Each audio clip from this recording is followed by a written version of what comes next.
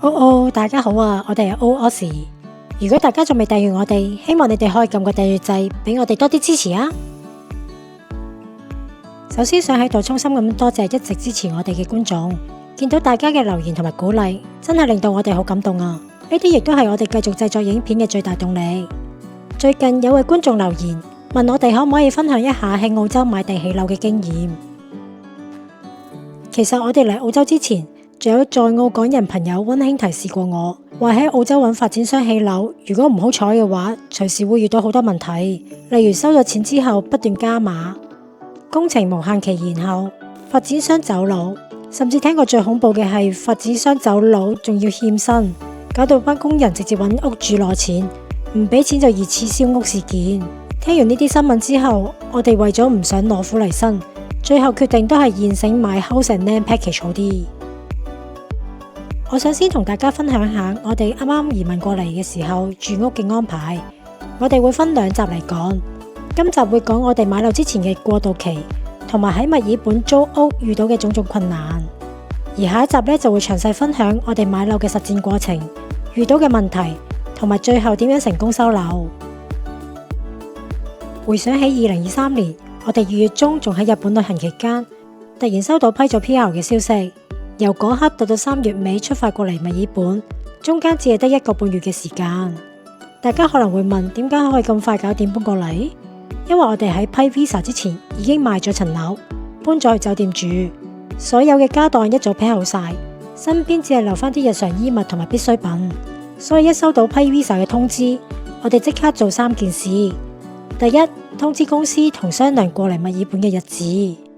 第二，揾搬運公司報價搬家當。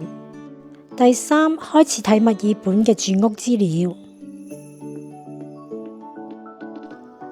睇過好多 YouTube 片分享，好多人都話隔山買屋好容易中伏，一係就相入面好靚，去到先至發現係照片；一係就係周圍環境又偏僻又雜。所以我哋決定唔喺香港嗰度揾長租，而係先訂2個半月嘅 Airbnb 做緩衝。點解訂 Airbnb？ 因為嗰陣時係2023年嘅3月尾，墨爾本啲酒店價錢簡直係癲價。最後我哋揾咗間比較平嘅 Airbnb， 但係其實每個月都要成2萬幾蚊港幣。雖然肉痛，但都冇辦法啦，當係買個保險，等自己可以親身喺當地睇清楚環境先至再租。我哋租嘅 Airbnb 唔係喺墨爾本市中心，而係喺墨爾本嘅西區。原因係想近啲公司，方便返工放工。間 Airbnb 係一間獨立屋嚟嘅，係我哋人生第一次住嘅一間獨立屋。間屋周圍好靜，住成個月見到鄰居嘅次數真係2隻手都數得晒啊！老實講啊，頭嗰1個星期真係有啲唔習慣，總係覺得好似隨時會有人衝入屋咁。不過住落就發覺環境其實都好安全。住咗入去 settle down 大概2個星期。我哋就正式開始睇租盤啦。我以前曾經喺日本讀過書，租過屋，以為澳洲都好似香港或者日本咁，可以揾個地產經紀帶你周圍睇租盤。點知原來澳洲完全係兩回事嚟嘅。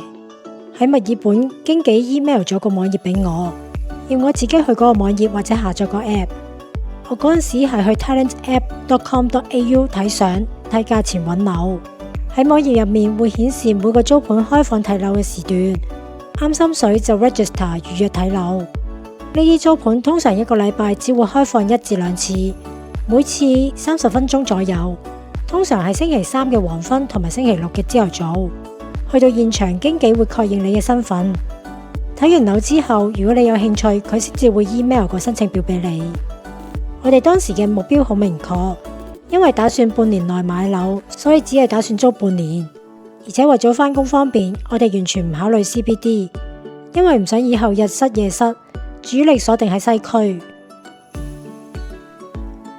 因為計劃只係租半年，租盤選擇就少咗好多啦。但係我哋每個星期都仲會有幾個盤可以去睇下。睇過嘅大部分租盤唔係比較舊，就係有啲價錢偏貴，有啲就算你出咗 offer， 屋主都未必考慮你，又或者係你考慮得耐少少，個租盤已經租咗出去啦。最後因為我哋住緊嘅 Airbnb 就快到期，時間開始有啲緊迫，啱啱好睇到一間2房1廳1廁嘅 house，而且係全新裝修嘅，最重要係可以只租半年，租金佢提出嘅係每個月1755蚊，我哋諗住唔再拖啦，所以睇完覺得 OK 就即時同經紀表達我哋想租嘅意願。之後經紀就 email 咗份租約同埋個 e-application form 俾我哋，唔睇又自可，一睇就發現張 form 真係好似查家宅咁誇張啊！最誇張嘅係佢唔單止要你提供糧單，仲要你提供埋銀行嘅存款月結單，同埋上司嘅聯絡資料，再加2個朋友嘅 email 去做 reference。你以為佢哋只係簡單問2句？其實唔止啊！佢哋真係會逐個 email 張 form 俾佢哋去問佢哋嘅個人資料，仲要講清楚同你係咩關係，同埋確認你嘅人格。如果你之前喺澳洲租過屋，佢仲會要求你俾前屋主或者係前地產代理嘅聯絡資料，去確認你係咪一個好租客。總之就係要查你家宅，去證明你真係有能力準時交租。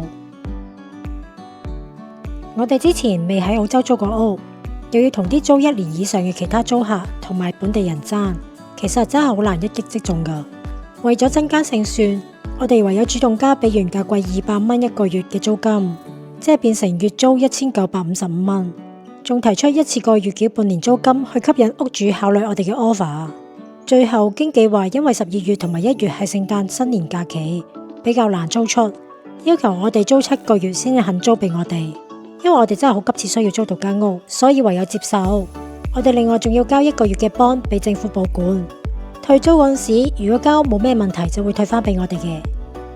簽晒約確認租俾我哋之後，我哋就去拎鎖匙同埋一份叫做 condition report。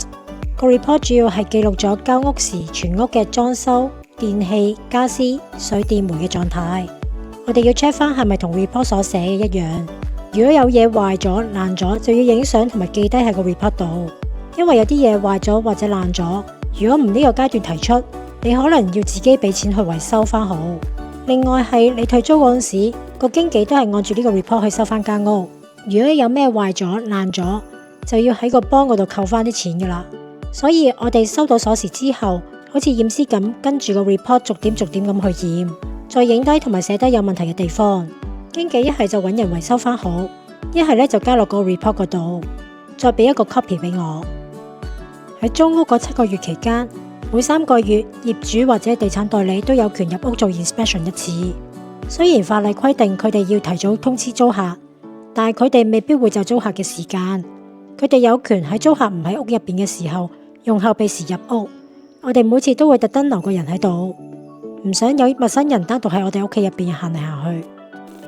我哋搬咗入間屋之後，就馬不停蹄咁樣開始睇樓啦。因為唔知要睇幾耐先至揀到啱心水嘅樓，同埋買樓要搞幾耐。好彩我哋最後喺退租之前，終於成功買到樓啦。呢7個月嘅租客生涯雖然有啲壓力，但係亦都令我哋更加了解墨爾本嘅住屋環境。退屋嘅手續都要留意翻，就算合約寫咗退租日期，租客都要喺完約之前嘅1個月正式通知經紀。喺交時之前，我哋自己做咗全屋清潔。交屋嗰日，經紀會特登過嚟 check 樓，最後佢都好滿意，1毫子都冇扣到，我哋可以全數攞翻個 bond。下一集我哋會同大家詳細分享我哋買樓嘅過程，遇到嘅問題，同埋最後點樣成功上車。如果你哋對墨爾本買樓有興趣，記得留意我哋下一集分享啊！今集就去到呢度啦。如果大家中意我哋條片，記得 comment、like、share 同 subscribe 我哋嘅 channel 啦。多謝大家收睇，我哋下集再見啦，拜拜。